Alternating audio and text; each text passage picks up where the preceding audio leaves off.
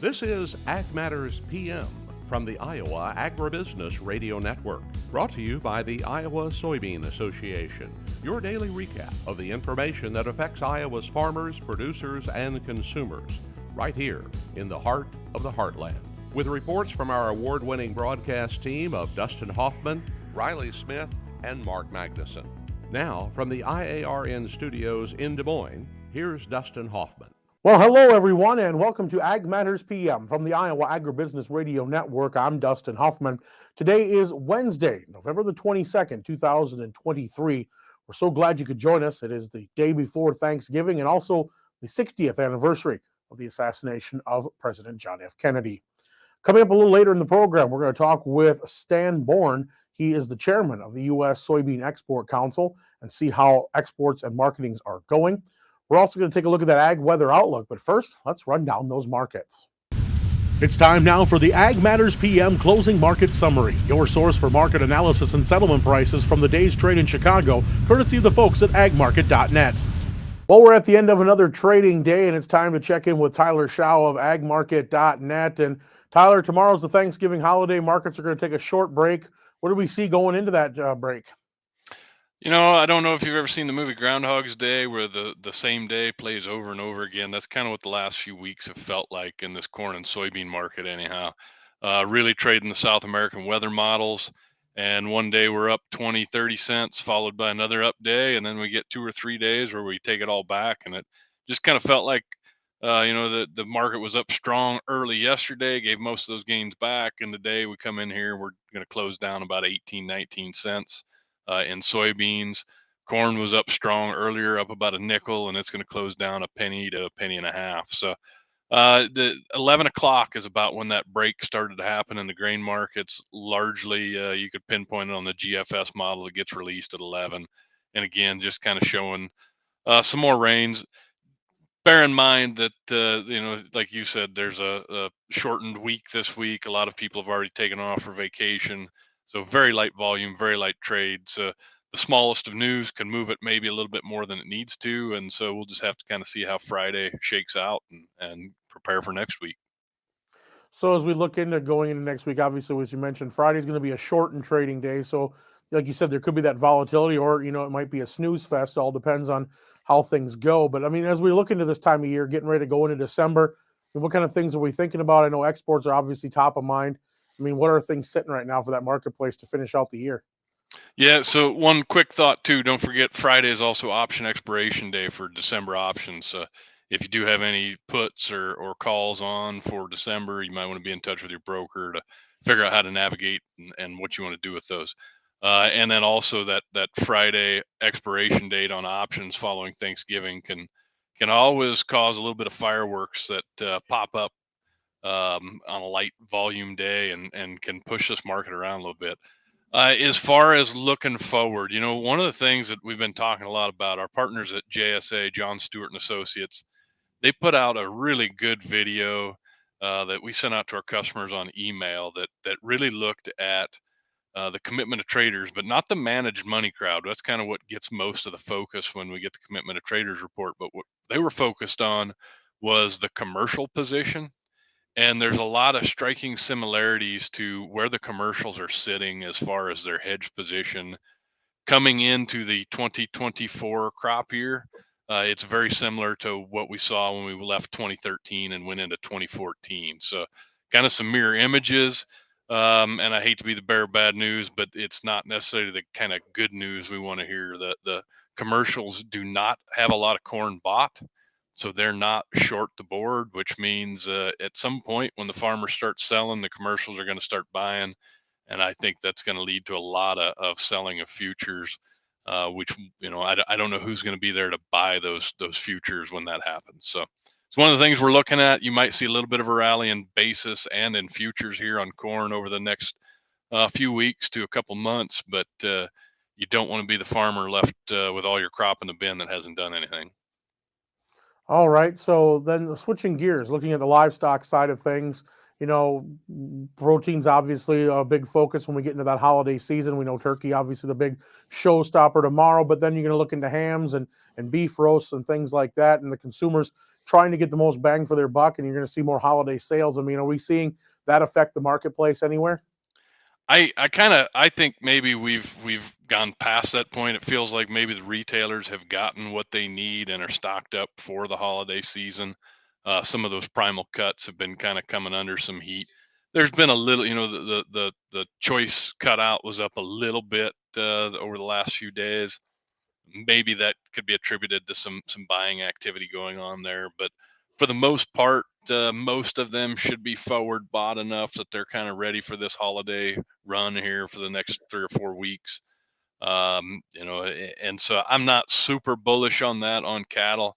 It just feels like this is one of those markets where you need to be selling rallies again, and that's hard to jump ship because really, for the last year and over a year in the cattle market, you need to be buying the dips, and now you need to be change it around. You need to be selling those rallies and taking advantage of it. Well, and exactly. And after you get past Christmas and New Year's, you get that holiday hangover where the feasts aren't as big a part of it until you get closer to that Easter time once again.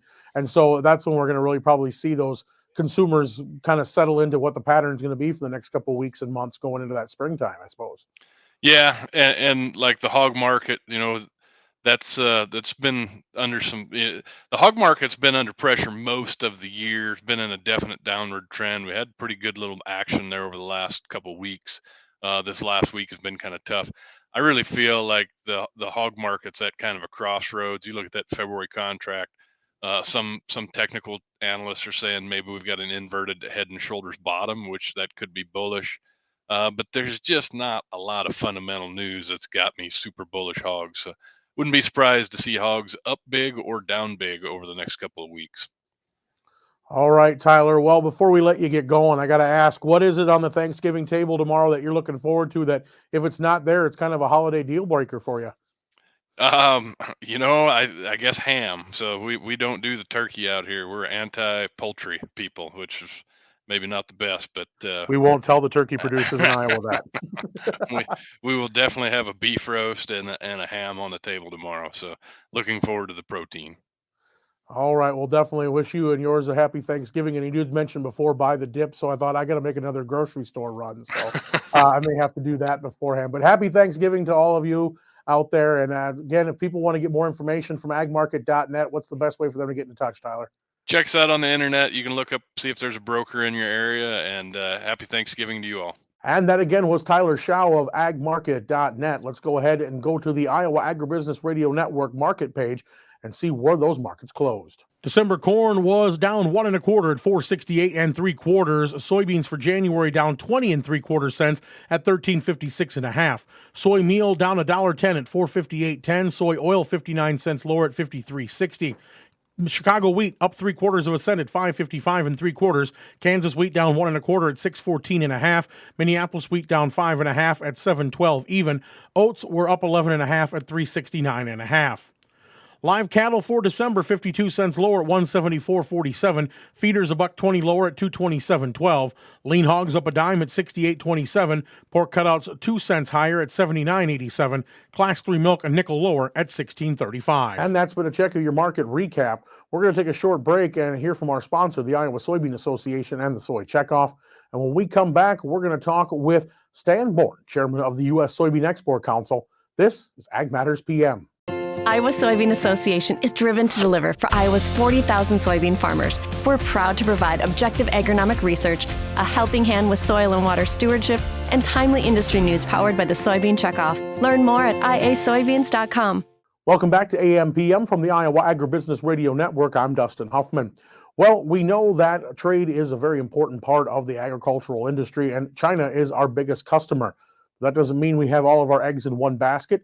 In fact, during the trade war, we found out how important that really is. But then again, China is still a very important customer. In fact, we just signed an agreement with them during World Food Prize, in which the U.S. Soybean Export Council was a part of that announcement.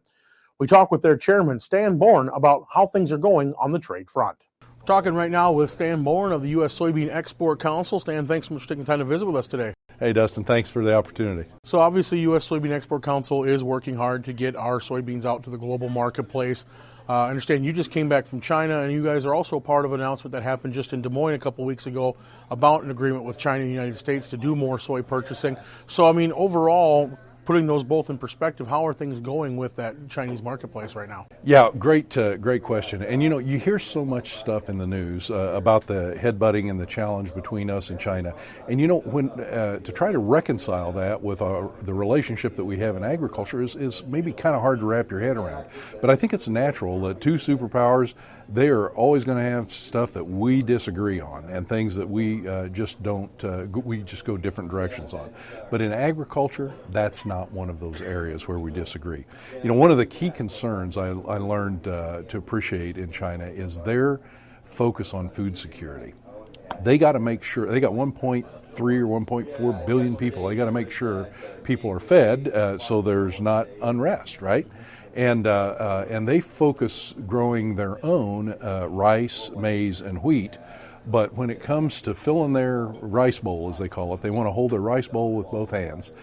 So their food security, we play a role in that. Soy plays a role in that. That's the protein component that goes into their bowl. And the reception that we've got, they understand the importance of that. They understand the importance of trade and good relationships.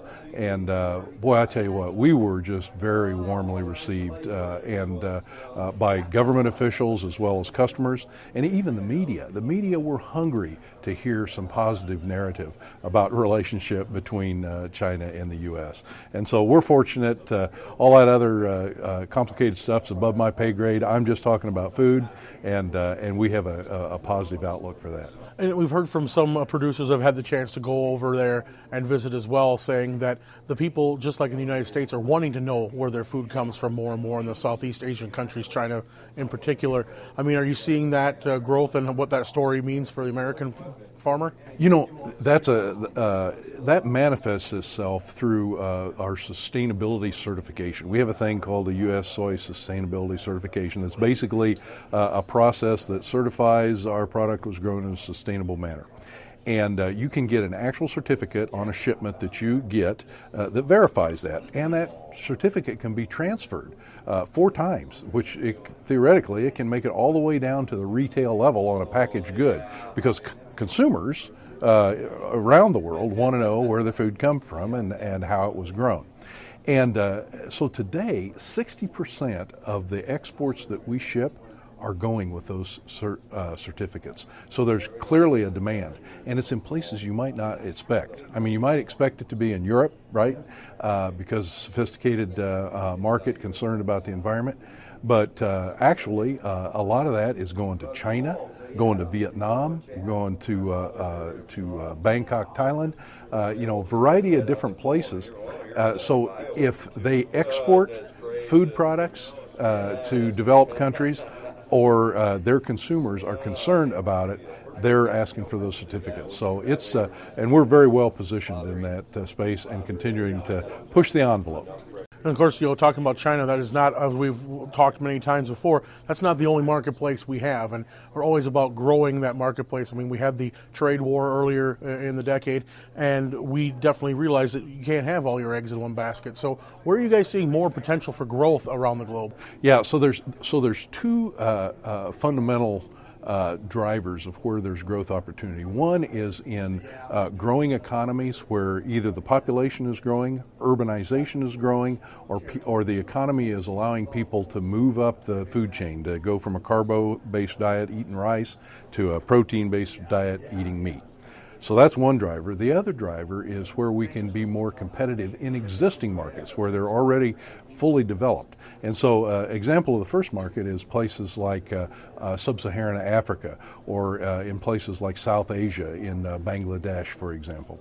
And so those are great developing opportunities that where the economies are growing and we can enjoy that share. On the other side, where there's existing markets and we can be more competitive, that's where more crush in the U.S. is going to help us. There's a lot of market out there for soy meal that we haven't really been able to access with a competitive offering, but now we're going to be able to get after that. And so places like Indonesia, for example, will be opportunities for us, and other Southeast Asian countries, and more inclusion in South American countries. So two basic drivers, good opportunities on both the growing population side and on the growing meal side. You mentioned a little bit about sustainability and those certificates and stuff. How is the U.S. Soybean Export Council able to work with the producers here in the country to make sure that they're living up to those standards and improving those standards? Yeah, the key thing about that process is the cooperation that we have and the support that we have from the USDA. It's through their rigor and through conservation laws and regulations that allow us to document and memorialize what gets done in support of that sustainable production process.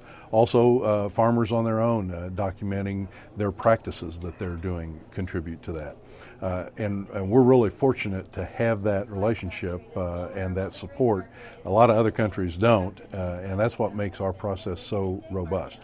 And what that means for U.S. farmers to push that thing forward, there's always the environmental community, particularly, it's their job to push us, right? And it's our job to figure out as producers how to get that done and monetize it and make a profit at it. And so there's always this dissonance, and I think it's healthy because it just pushes us further forward.